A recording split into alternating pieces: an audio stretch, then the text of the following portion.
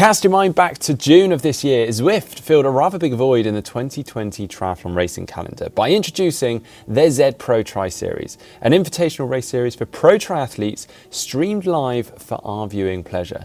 We saw the likes of Lionel Sanders racing head-to-head with Alistair Brownlee and sprint finishes between Flora, Duffy and Lucy Charles-Barclay.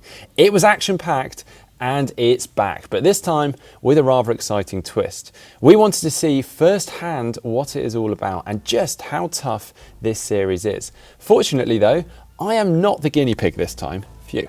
Instead, today we have come to see Joe Skipper.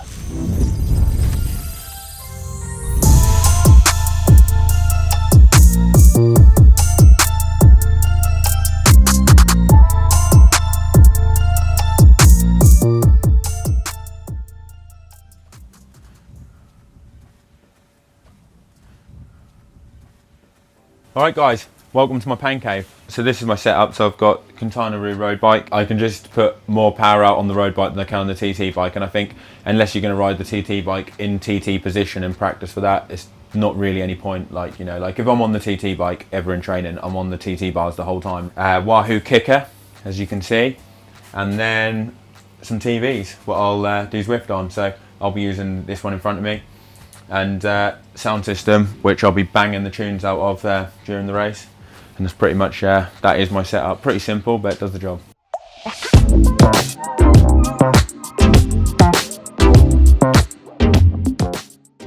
So I've got the Zwift Pro Tri Series, second race in the series, and there's 3 races in total, and each evening of racing is broken into 3 different races, so it's extremely tough. First one's like a points race, so every lap you get 3, 2 and 1 points for the first 3 across the line, and then 20 points at the finish down to 1. Second race is just a normal race, first across the line wins. And then the third race, to make it really horrendous, is a TT.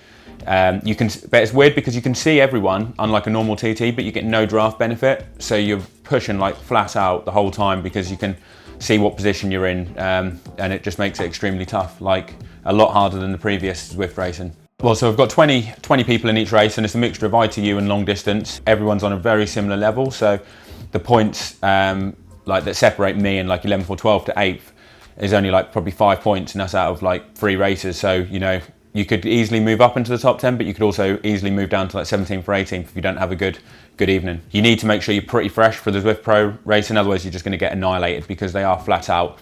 And if you go in fresh, I find that you can push bigger watts and you get a better training effect anyway. So you're best planning your training so you hit the races fresher, and then you can always train a bit harder the days afterwards if you want to.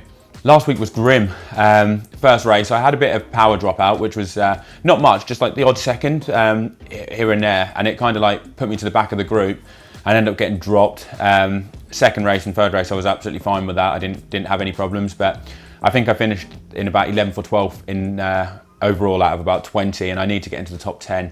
I haven't got a clue what the courses are. I haven't looked at it. Like, yeah, you know me, Mark. I just wing it.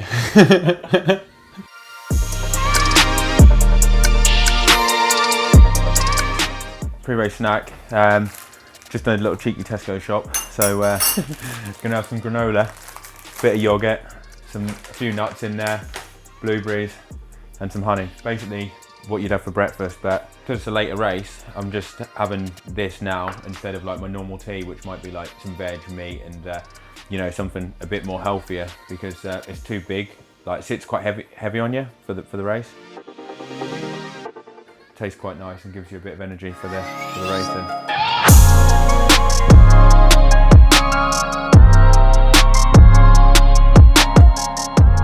The plan has to be near the front, starting the sprints, and then try and get mixed up in them, or attack just after a sprint, because I think that's the best chance you've got of potentially dropping a few people off the back, or maybe forcing a split with 2 or 3 other people. You need to get 3 people really. If you can attack like after a sprint and get away with 3 others, maybe you might be able to stay away for 1 or 2 laps and clear up some sprints. I think I haven't got a good enough sprint to get the points, so if I try, I'll obviously try and go for the sprints, but I don't think I'd get them. So my best chance is I have to try and get in a group if I want, like, basically eliminate as many people as I can if I want to get the points. So I need to try and attack after a sprint when people have gone for the sprint, because obviously if people are a good sprinter and have just gone massively anaerobic, if I can just go over the top and hit them straight away, they'll be thinking that they'll have been hoping that they could recover, and it will give them no recovery, and I might be able to. That's my only chance of getting away.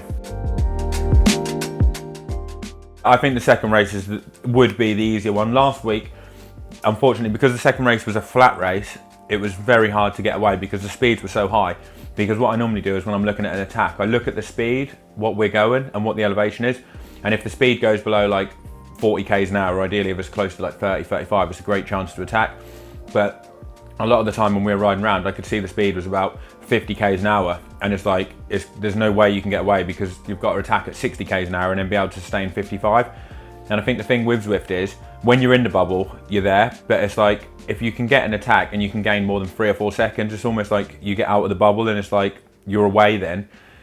Especially if you can get 4 people, or 3 or 4 people, then you could probably drop quite a few people because it'll be really hard for them to come back.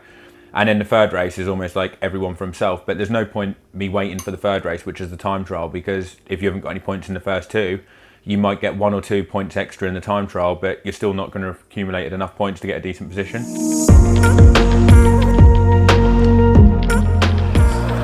A good sign is, with this, that the legs aren't that sore, because this is a great sign of how good or how bad a training session is going to go.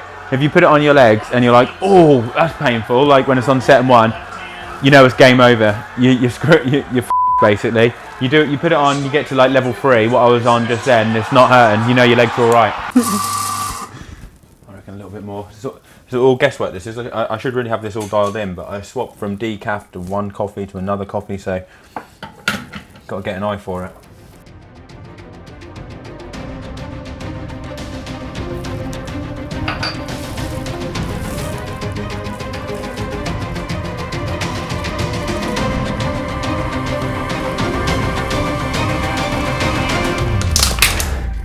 I'm ready now.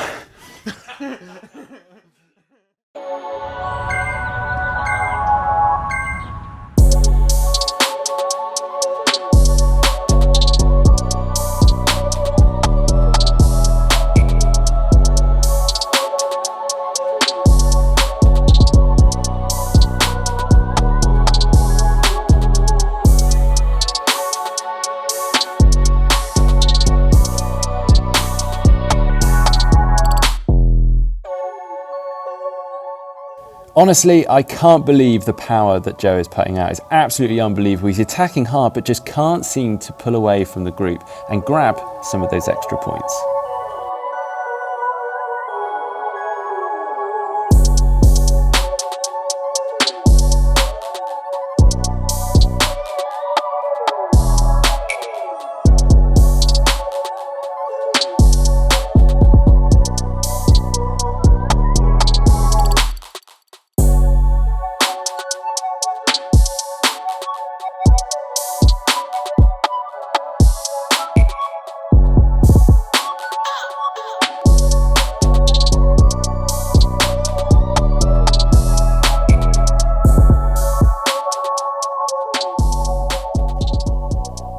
Mike Phillips took first in this first round, with James Cunningham in second and Lionel Sanders in third, although Anthony Costa's taking the overall points. Joe unfortunately finished in 8th, earning himself 13 points, putting him in 8th in this week's standings.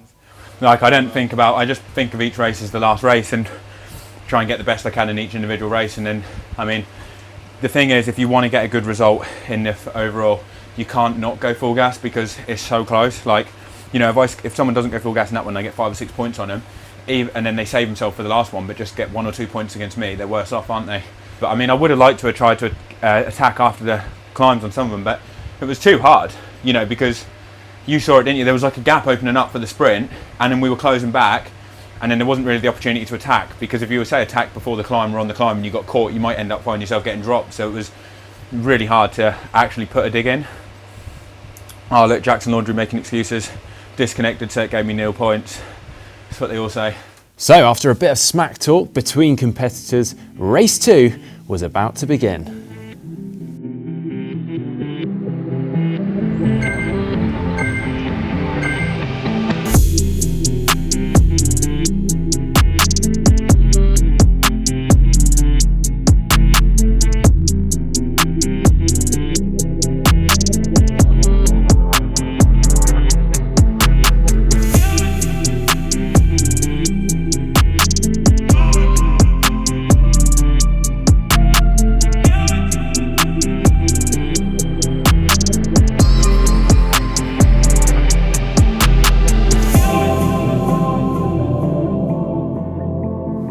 Joe knows that to get himself up into the top 10 in the overall standings, he needs to do something pretty special in this race. So he's planning a big attack.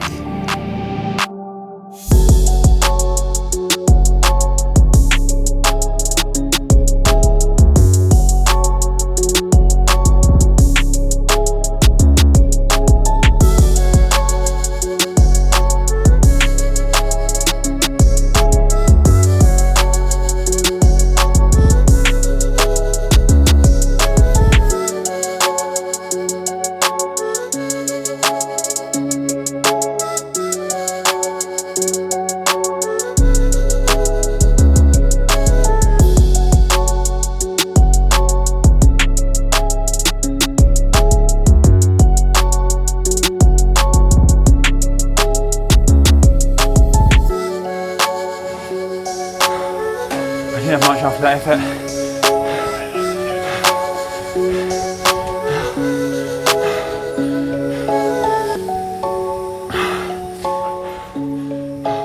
If you can't sprint, why would you sit on the front unless you're a domestic for someone for 3Ks out?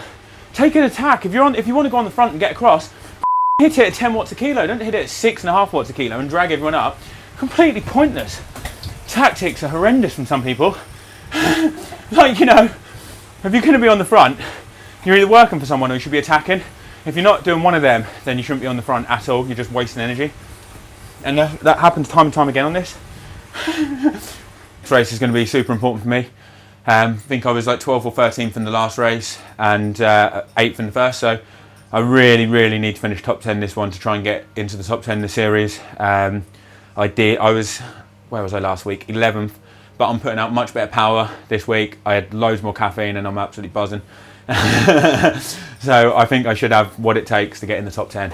It's going to be tough because I think we got one of the big climbs on the London course. I say big, it's probably about 3 or 4K, something like that. Maybe it might be Box Hill. So about a 6 or 7 minute climb. So obviously me, being a lot heavier than the other guys, I'm going to lose time on the climb. The time trials are always a hilly time trial. So last week we finished on the volcano climb. So I need to be further, I need to be in a good position starting the climb because I'm probably going to lose time on the climb. And then over the top of the climb, I think we have a little bit of a flat finish that will suit me again, but it's crucial that I get to the climb in contention because I'm probably going to go backwards when we hit it.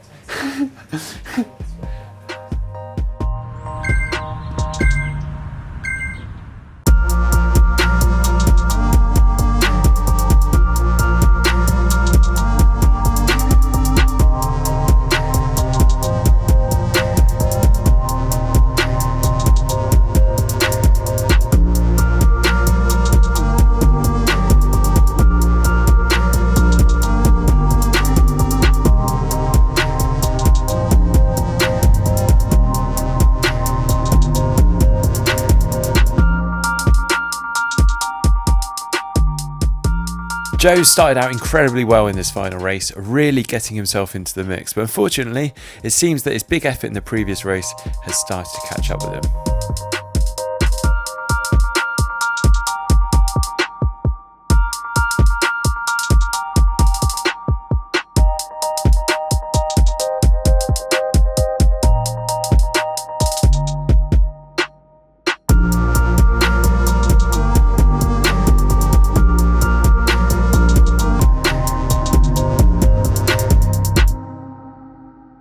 So yeah, last night's racing was great for me, massive improvement on the previous week. In terms of the position, I'm 14th overall in the series, so got a bit of work to do, but it's pretty close to the top 10.